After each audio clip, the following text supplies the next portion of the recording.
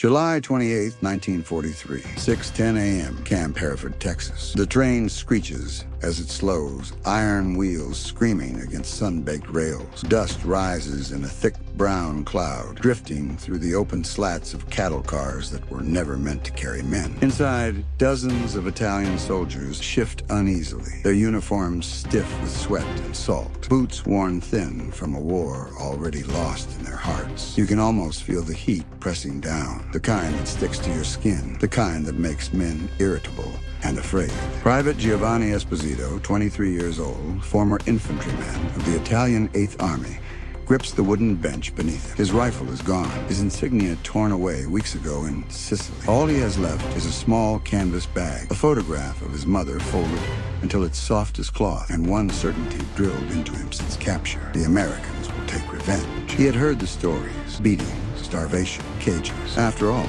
Italy had fought them in North Africa. In Sicily, Mussolini had promised glory. What followed was humiliation. The train finally stops. Silence. Then the door slides open. Sunlight floods in, blinding at first, and with it, the sound Giovanni doesn't expect. Laughter. Not mocking, not cruel, just casual, easy. American guards stand outside, rifles slung loosely, not raised. Their uniforms are clean, their faces relaxed. One of them chews gum. Another squints at a clipboard, bored. "All right, boys, let's move," an American sergeant calls out. His tone is firm, but not angry, almost routine. Giovanni hesitates. His stomach tightens. This is it, he thinks. The moment when the punishment begins. They step down from the train. Instead of barbed wire cages, Giovanni sees wooden barracks laid out in neat rows. Instead of snarling dogs, he hears the crack of a baseball bat somewhere in the distance. A sharp thwack, followed by cheering. He blinks, confused. The prisoners are lined up, counted, not shouted at, not struck. A medic approaches, an actual medic, checking feet, bandaging blisters, handing out cigarettes to those shaking from exhaustion. One soldier coughs badly. Instead of being shoved aside, he's guided gently toward a medical tent. Giovanni exchanges a glance with Sergeante Carlo Bianchi, a grizzled veteran from Tobruk. "This is a trick," Bianchi mutters in Italian. "They want us calm before they break us." Giovanni nods. He wants to believe that. It makes sense. It fits the world as he understands it. They are marched into the camp,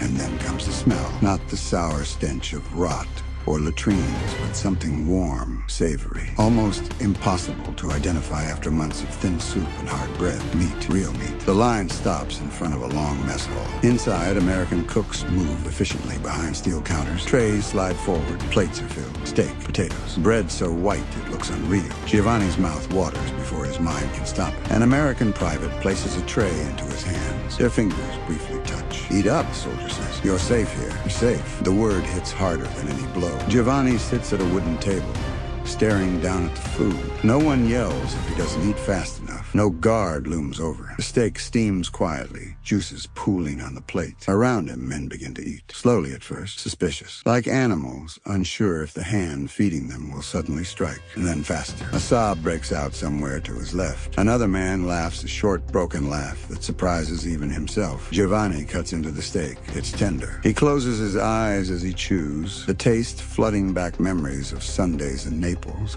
of his mother cooking while the radio murmured speeches he never quite believed. This isn't how prisoners are treated, he thinks. That night, he lies on a clean bunk, a thin mattress beneath him, a blanket that smells faintly of soap. Overhead, a ceiling fan turns lazily, pushing warm air around the barracks. Outside, the sounds of the camp drift in. Laughter. Music from a radio. The distant crack of that baseball bat again. Giovanni stares at the ceiling, heart racing. Not with fear now, but confusion. Why would an enemy do this? Why would the Americans feed them better than their own officers had? Why offer medical care, games, dignity? Across the barracks, Bianchi whispers into the dark. "Giovanni," he says quietly. "If this is revenge," there's a pause. It's a strange kind. Giovanni doesn't answer. He can't, because for the first time since the war began, something far more dangerous than fear has crept into his chest. Hope. And if hope is allowed to grow, what happens to a soldier who no longer wants to fight? Morning arrives without whistles or kicks. No shouted orders, no boots slamming into ribs. Instead, a bell rings, soft, almost polite. Giovanni Esposito wakes to sunlight filtering through the narrow windows of the barracks. For a split second, instinct kicks in. His body tenses, ready for punishment that never comes. Then he remembers where he is. Texas. An American prison camp that feels nothing like a prison. He swings his legs off the bunk. The floorboards are cool beneath his feet. Around him, other Italian prisoners stir, stretching, rubbing sleeves. sleep from their eyes. No one rushes. No one panics. Outside, the camp is already alive. American guards walk the perimeter, rifles slung low. One hums. Another argues lazily with a cook about coffee. The casualness is unsettling. Giovanni had imagined hatred in their eyes, revenge. Instead, he sees indifference and something else, normalcy. Breakfast is served at long tables, eggs, oatmeal, fresh fruit, coffee strong enough to bite back. Carlo Bianchi stares into his cup, sniffing it like it might vanish if he believes too hard. In Libya, Bianchi says quietly, "We shared one cup among 5 men." Giovanni nods. He remembers the thirst, the dust. Officers eating separately while the men scrape the bottoms of tins. Here, no one eats last. After breakfast, the prisoners are herded gently toward an open field at the center of the camp. Giovanni expects drills, labor, interrogations. Instead, an American lieutenant steps forward, sleeves rolled up, baseball cap tilted back. "Listen up," he says. "You're prisoners of war. That means you'll follow camp rules. No escaping, no fighting, no funny business." He pauses, scanning the group. "But it also means you're protected by the Geneva Convention. You'll be fed, you'll receive medical care, and you'll be allowed recreation." The word hangs in the air. Recreation. The lieutenant gestures behind him. Baseball gloves, bats, a makeshift diamond scratched into the dirt, a soccer ball resting near the fence, already scuffed and waiting. A murmur ripples through the Italians. "You play," the lieutenant continues. "You stay healthy. Healthy men cause fewer problems. Everybody wins." Giovanni feels something loosen inside his chest, a tension he didn't know he was carrying. He watches as a group of younger prisoners hesitantly step forward. An American guard tosses one of them, a baseball glove. The leather smacks softly into waiting hands. "Ever played?" the guard asks. The Italian shrugs. "Hey, you'll learn." Soon laughter breaks out, real laughter, as men fumble with unfamiliar rules. Someone swings too early. Someone else runs the wrong way. The Americans laugh too, not cruelly, but genuinely, correcting them, clapping when someone manages a clean hit. Giovanni stands at the edge of the field, arms crossed. "This is how they soften us," Bianchi mutters beside him. "Make us forget who we are." But Giovanni isn't so sure. Later that afternoon, he's sent to the infirmary, not because he's injured, but because everyone is being checked. His feet are cleaned, toenails trimmed. A doctor examines a cough he's had for months and prescribes rest.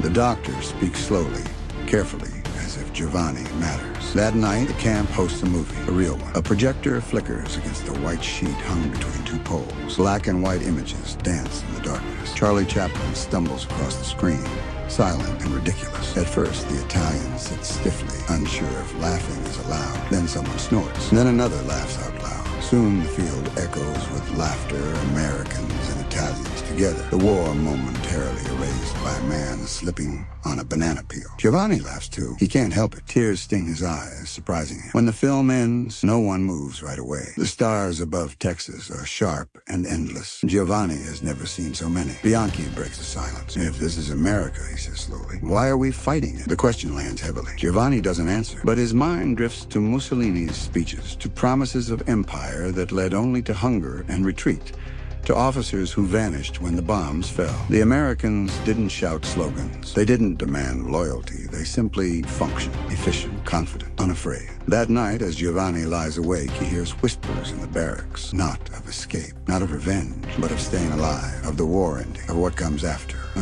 And somewhere deep inside him, a dangerous thought forms, one he never would have dared voice aloud just weeks earlier. What if captivity is safer than freedom? Because if the enemy looks like this, then what does that say about the side that sent him to fight? The notice appears on the board just after dawn. A single sheet of paper, typed neatly in English and Italian, pinned straight and careful like someone wanted it to be read slowly. Voluntary work details available. Non-combat paid. Extra rations. Giovanni Esposito stops walking. Around him, other prisoners slow, forming a quiet half circle. No one speaks at first. They just read, then reread. Carlo Bianchi snorts softly. "There it is," he said. "The catch." Giovanni doesn't respond. He studies the paper, eyes tracing each line. The words are precise, almost respectful. Farm labor, road repair, timber work, outside the camp, supervised, optional. In the Italian army, nothing had ever been optional. An American sergeant stands nearby, arms folded, watching the reaction. He doesn't push, doesn't sell it. He just waits. "You don't have to sign up," the sergeant says finally. "But if you do, you work, you get paid. You help keep this country running while our boys are overseas."